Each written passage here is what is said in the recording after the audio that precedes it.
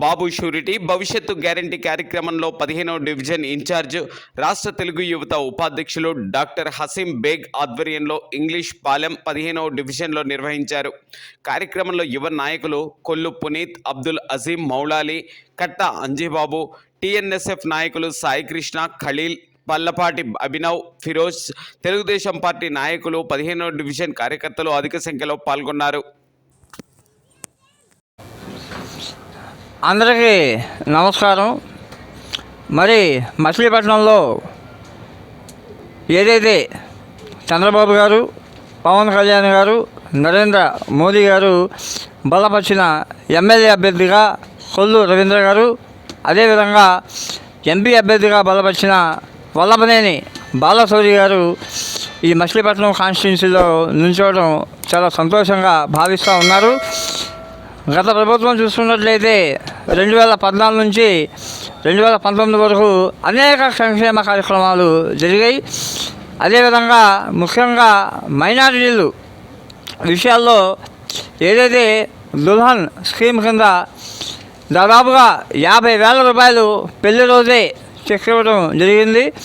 అదేవిధంగా ఏదైతే ముస్లిం విద్యార్థుల్లో ఎవరైతే ఫారిన్ వెళ్ళి విదేశీ విద్యకి సబ్సిడీ లోన్ ఇవ్వడం జరిగింది.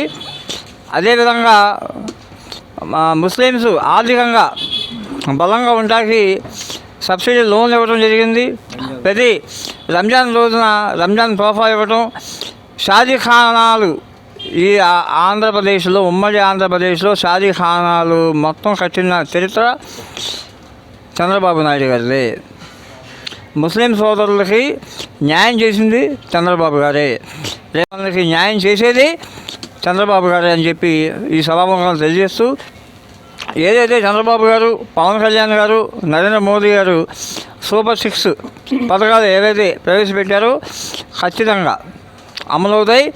యువతకి 20 లక్షల ఉపాధి అవకాశాలు లేదా నెలకి 3,000 రూపాయలు నిరుద్యోగ వృత్తి ఇస్తా అన్నారు. స్కూల్కి వెళ్ళే ప్రతి విద్యార్థికి, అంటే ఒక ఇంట్లో 2 పిల్లలు ఉంటే 2 పిల్లలు కూడా, 3 పిల్లలు ఉంటే 3 పిల్లలు కూడా సంవత్సరానికి 15,000 రూపాయలు ఆర్థిక సహాయం చేయటం అనేది అది ఎంతో చెప్పుకోవాలి మనం. అదేవిధంగా ప్రతి రైతుకి ఏటా 20,000 రూపాయలు ఆర్థిక సహాయం అందించడం అనేది గొప్ప విషయం. ప్రతి ఇంటికి ఉచితంగా ఏడాదికి 3 గ్యాస్ సిలిండర్లు ఇవ్వటం అనేది అసలు ఎంత మంచి పని అండి. అది ఈరోజు ఒక గ్యాస్ సిలిండర్ కొనాలంటే భయం వేస్తూ ఉంది. 2014 నుంచి 2019 వరకు ప్రతి ఇంట్లో గ్యాస్ సిలిండర్ ఉండాలి, గ్యాస్ పొయ్యి ఉండాలని చెప్పి ఒక మంచి ఉద్దేశంతో ఆ రోజు చంద్రబాబు గారు దీపం పథకం కింద సబ్సిడీలు ఇచ్చి మరీ స్టవ్లు ఇచ్చారు, గ్యాస్ సిలిండర్లు ఇచ్చారు. మళ్ళా ఈ వైసీపీ గవర్నమెంట్లో 2019, 2024 మధ్యలో కట్టెల పొయ్యిలు వచ్చిన పరిస్థితి వచ్చింది. దయచేసి ఇవన్నీ మనం చూసుకోవాలి. ఏదైతే బందరు మండలంలో మెయిన్ రోడ్లకి డివైడర్లు వచ్చాయి, 8 ఓవర్ హెడ్ ట్యాంకులు వచ్చాయి, బీచ్ ఫెస్టివల్, అదేవిధంగా హిందూ కాలేజీలో యువ కెరటాలు, అదేవిధంగా ఎన్నో శాఖల మా మంత్రిగా చేసిన మా కొల్లు రవీంద్ర గారు ఐటీ రంగాన్ని డెవలప్ చేశారు, యువతకు ఉపాధులు చూపించారు. విజయవాడ నుంచి బందర్ రావాలన్నా, బందర్ నుంచి విజయవాడ వెళ్ళాలన్నా 2.5 గంటలు పట్టేది. ఇప్పుడు 50 నిమిషాల్లో కారు వెళ్తూ ఉంది బందర్ నుంచి విజయవాడ, వెళ్ళిపోతూ ఉంది. ఆ పుణ్యం చంద్రబాబు గారు, కొంతకాల నరేంద్ర గారు, కొల్లు రవీంద్ర గారు. ప్రజలారా దయచేసి గమనించండి. ఖచ్చితంగా అమరావతి రేపొద్దున్న క్యాపిటల్ అవుతుంది. ఆల్రెడీ చంద్రబాబు గారు ఐఏఎస్లకి, ఐపీఎస్లకి బిల్డింగ్లు కట్టేశారు, 10 అంతస్తులు. ఈరోజు అది నిరుపయోగంగా పడి ఉన్నాయి. పాపం రూపాయి పోగు చేసుకుని 50,000 రూపాయలు మున్సిపాలిటీకి కడితే ఒక G+3 గృహం వస్తుందని చెప్పి మా డివిజన్ నుంచి 120 మంది పే చేశారు. కానీ ఈరోజు వరకు దాఖలాలు లేవు.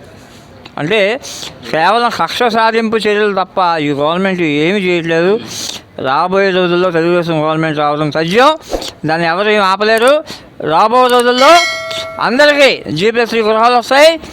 అదేవిధంగా ఉపాధి వస్తుంది, 2,30,000 ఉద్యోగాలు ఇస్తా అని చెప్పి గద్దెనెక్కిన జగన్మోహన్ రెడ్డి ఈరోజు ఒక ఉద్యోగం కూడా జనవరి నెలలో ప్రతి సంవత్సరం మొదటి నెల జనవరిలో డిఎస్సి నోటిఫికేషన్ ఇస్తా అని చెప్పి ఒక్క నోటిఫికేషన్ ఇవ్వలేదు. వృధా భక్తిగా 6,000 ఉద్యోగాలు మాయమాటలకి ఎలక్షన్స్ ముందు షో చేయలేదు తప్ప అది మంచి నోటిఫికేషన్ కాదు. ఏదైతే వైఎస్ఆర్సీపీ కార్యకర్తలాగా మార్చేసిన వాలంటీర్లు ఉన్నారు. అమ్మ మీరు ఒకటే గుర్తుపెట్టుకోండి, మీరు నిష్పాల మీ యొక్క ఓన్ మైండ్తో మనసుతో పనిచేయండి. ఎవరి ప్రలోభాలకి లోన్ అవ్వమాకండి, న్యాయం చేయండి. రేపు రాబోయే గవర్నమెంట్ తెలుగుదేశం పార్టీదే, మీ ఉద్యోగాలు ఎటు పోవు అని చెప్పి సాక్షాత్తు చంద్రబాబు గారే మీకు హామీ ఇచ్చారు. 10,000 రూపాయలు ఇస్తా అన్నారు. మీకు యొక్క ఉద్యోగానికి 10,000 రూపాయలు ఇస్తా అన్నారు. 5,000 కాదు. ఈరోజు 5,000 దేనికి మనకు వస్తాయి, దేనికి మనకు 10,000 రూపాయలు మీకు గౌరవవేతనంగా ఇస్తా అన్నారు. దయచేసి న్యాయం చేయండి. ఆంధ్రప్రదేశ్ భవిష్యత్తు బాగుండాలంటే నరేంద్ర మోడీ గారి సపోర్ట్ కావాల్సిందే. 4 లక్షల కోట్ల రూపాయలు అప్పులు చేశారు ఈ గవర్నమెంట్ వాళ్ళు.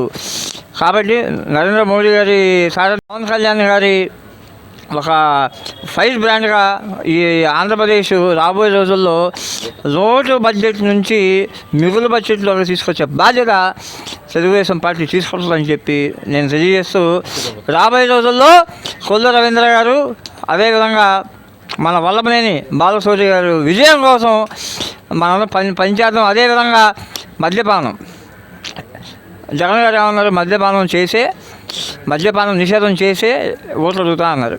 ఈరోజు వైన్ షాపులు పెరిగినాయి, బార్ షాపులు పెరిగినాయి. 100 రూపాయల నుండి 200 అయింది. కొత్త బ్రాండ్లు తాగి ఆరోగ్యాలు పాటు చేసుకుంటున్నారు. రేపు చంద్రబాబు గారు వస్తే మద్యపానం నిషేధం నిదానంగా చేస్తూ మంచి బ్రాండ్లు, పాత బ్రాండ్లు తీసుకొచ్చి సరైన రేట్లకి ఇస్తారని చెప్పి ఈ సభాముఖంగా తెలియజేస్తూ ఉంటూ ఈ చక్కటి అవకాశం ఇచ్చిన పెద్దలందరికీ నా నమస్కారాలు తెలియజేస్తూ సెలవు తీసుకుంటున్నాను. Thank you. జై చంద్రబాబు నాయుడు.